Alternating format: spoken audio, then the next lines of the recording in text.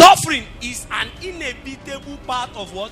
Human existence. If God knows, if God is truly just, if he's loving, why will he not eliminate suffering? If God eliminates suffering, that means there will be no, you will not know what is pleasure again. You ate of a fruit that opened you up to a knowledge, a kind of knowledge that tells you what is sweet and bad.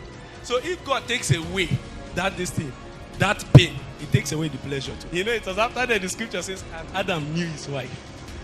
You know, so suffering is an inevitable part of life.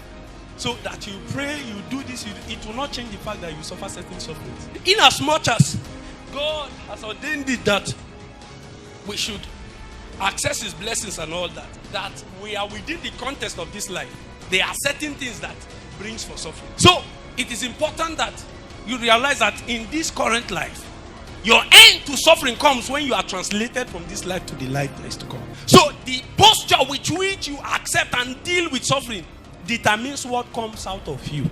But to say you won't eat is suffering is part of it. It's certainly part of the journey. And that's what every human must face. Then there is the one that as a Christian, there are dimensions of sin that you must learn to address in your life.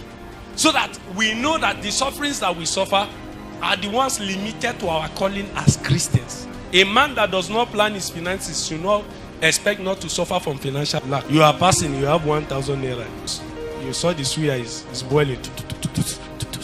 Let me eat 500 naira. Man no go kill himself.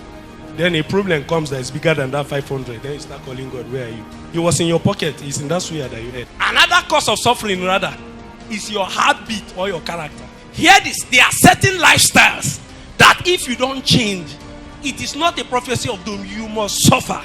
In fact, for a man to access favor, you must be comely in speech. You know what it means to be comely in speech? You must be sweet in your speech. So there are times in your life when the reason why you are suffering what you are suffering is because of your character, that stubbornness, that refusal to know the one that is ahead of you and the one that is behind you.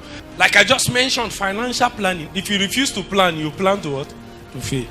And so it is important that you realize that your lifestyle, your habits can be your problem. There are certain times where Satan can take advantage of your habit to increase your suffering. Satan takes advantage of your carelessness and all that to increase your troubles. A woman was battling with terrible ulcer, and Papa called her by prophecy and said to her, forgive. Forgive. That's the only thing that, and she said she will not forgive. Yes. She will not forgive the person. And that was the cause of her ulcer, bitterness. So Satan has found a way to afflict her health by reason of what she has refused to do, a character, a stubborn mindset. Have you ever heard, if I've decided to do this thing, nobody on earth can talk to me? That one you are doing is that you are signing a blank check of suffering.